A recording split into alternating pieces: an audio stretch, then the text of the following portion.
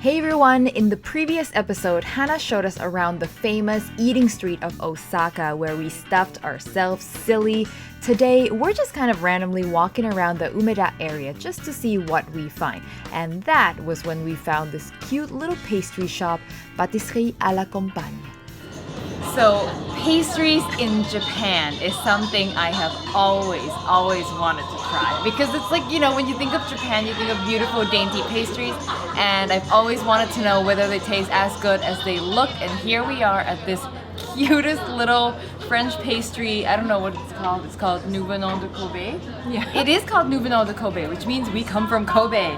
And we've got two pastries. One is this fruit tart that just looks so good. Looks like some sort of a custard at the bottom.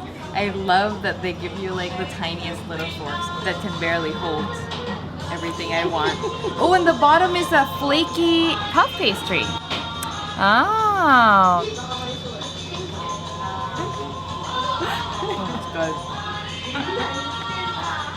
It's so good. It's light, it's refreshing, it's not too sweet. You love creme caramel, and you think that creme caramel in Japan is different. It is different because the dairy here is different. So everything here is full fat. You just, you know, the Japanese, when they do anything, they do it right. And if you want to have something that's creme caramel, then you use cream. So just look at this consistency as well. They call it puri puri, which comes from the word puri maybe, I think. But it's that kind of jiggly texture.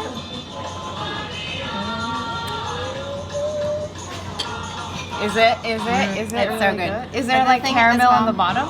Yeah, I think if you dig to the bottom, you'll find it.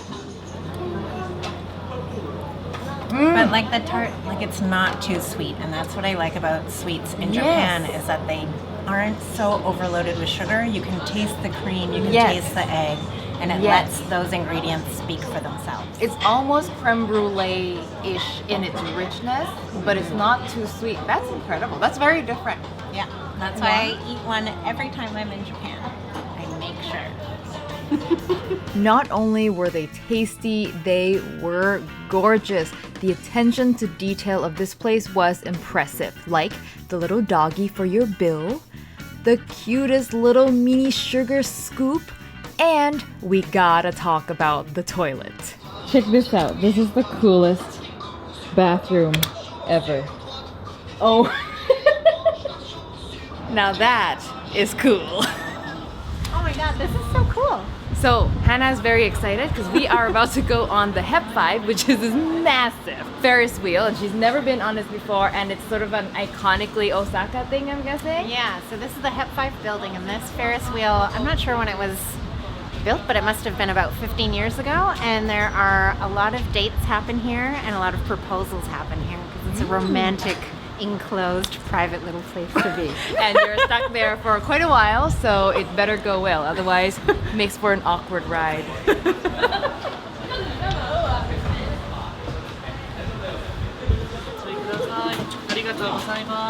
It's an incredibly slow-moving Ferris wheel, which gives you plenty of time to enjoy the view. It's only $5, 500 yen. Yeah, it's really reasonable. Really reasonable. I'm surprised, yeah.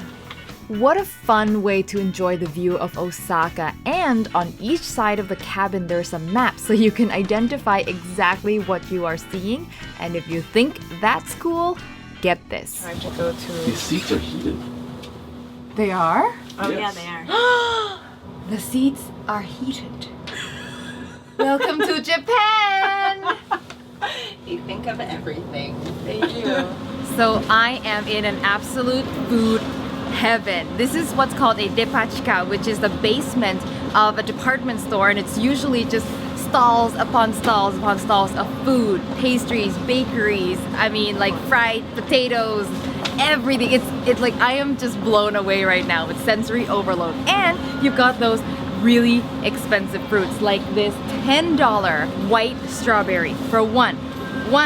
And of course $130 mango for one mango.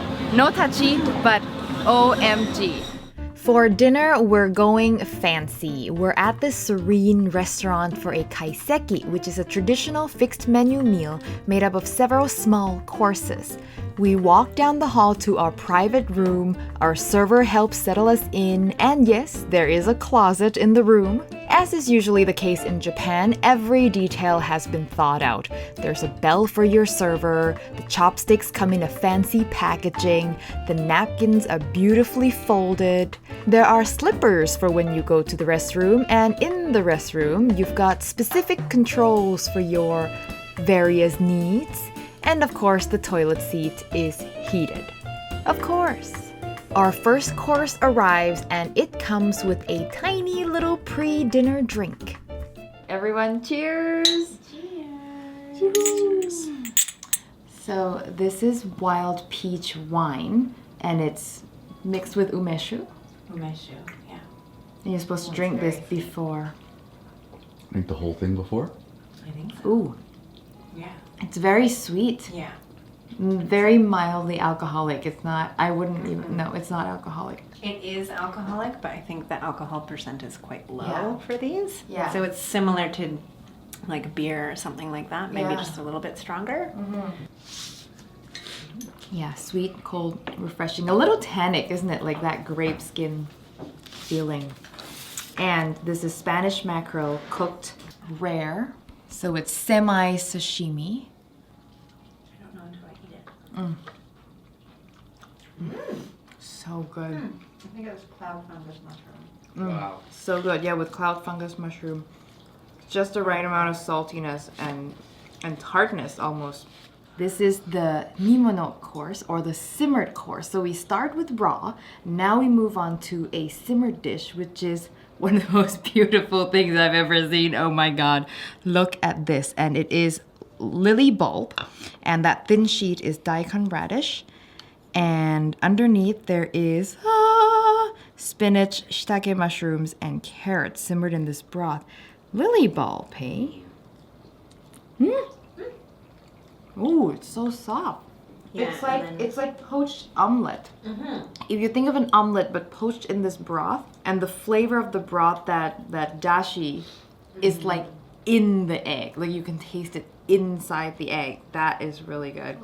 Look at this leaf. Look how beautiful it is. It has these tiny little water droplets looking things, but it's on there. That's not water, right? And it's apparently called, what is it called again? Water leaf?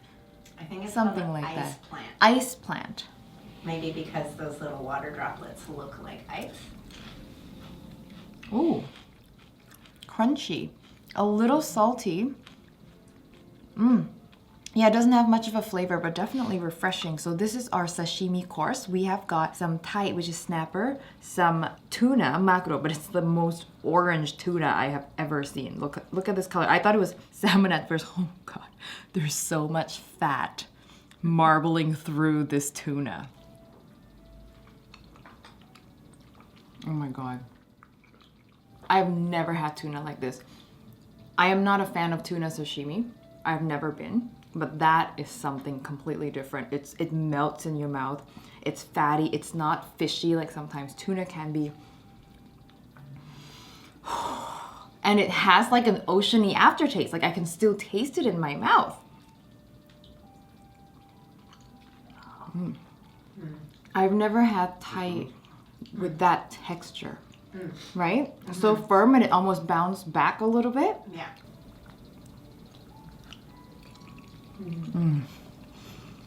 So sweet. It's so sweet. The scallop itself, really flavorful, and you can taste the chard mark a little bit. Our next course is the biggest one with all sorts of deliciousness on the plate, but this squared piece at the very end here looked the most intriguing. こちらね、生麩です。お麩。Oh, はい。 oh, okay. So beside the fish is fu, which is like 小麦粉の So fu is usually served in soup. Or I've always had it in soup, but it doesn't have to be, but it's wheat gluten. 味噌田楽、お味噌をつけて。 And with miso dengaku sauce. It is mochi-esque. So it was invented by monks. So there's a kind of cuisine from Buddhist monks who don't eat any meat or fish or any living thing. So they have created a lot of kind of meat substitutes. So wheat gluten has a lot of protein in it, and they use that as a protein source. So that it's like a very old Buddhist food. Tender and has like a meatiness to it, definitely. I want to try this pumpkin cake. It looks a bit spongy and super interesting. Ooh! That is an interesting texture, isn't it? It's soft and spongy, super light, really mild. Mild pumpkin flavor, not much to it, but really good, like especially in the middle. So this is the nabe course or the hotpot course. It has tofu, tai, which is snapper, some turnips, some negi again, so the massive green onions that's been grilled. Some of this stuff into your little bowl. Oh, and the tofu has some charred mark on it. Looks like it's been grilled slightly. I just love Japanese broth. The dashi broth made from dried bonito and kombu. It's just so comforting. And that tofu, it's soft and smooth. A little bit of a chew on the outside. This is so good. And the course pacing has started to slow down also. The first few courses came out pretty quickly, but as you get a little fuller, things take a little longer to come out. I mean, every detail about this has been thought out.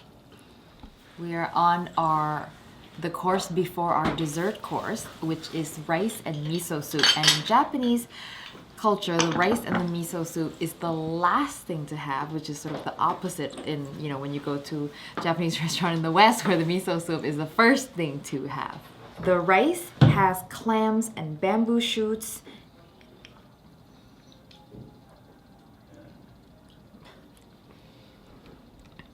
You can tell a Thai person eats rice with a spoon, so I am having a little bit of a difficulty. This is my problem. I'm too good with chopsticks, so I eat my rice more quickly than anyone else at the table usually.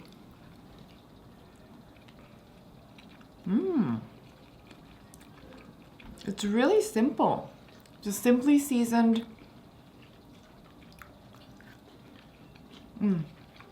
The bamboo shoot is also simply seasoned. It's all about texture, chewy clams, a little bit of a crunch on the bamboo shoots. It's actually a nice thing to end the meal with.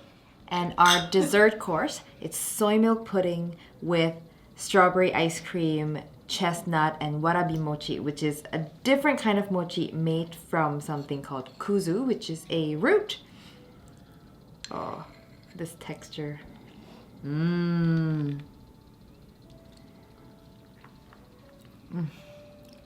It's the perfect ending. It's like many of the Japanese desserts that I've tried so far, not too sweet, really soft, really smooth. That warabi mochi texture. It's so fun. Like, it's a super fun texture. Delicious. What an incredible experience. Thank you so much, Hannah. No problem. Don't put me on camera because I'm red. There's been a lot of biru consumed tonight. And that is it for now. If you missed the street food episode, check it out. You are going to love it. The link to that is in the description below, as are links to my other food travel videos. Special thanks to Hannah for being our food guide, and thank you for watching. I'll see you next time.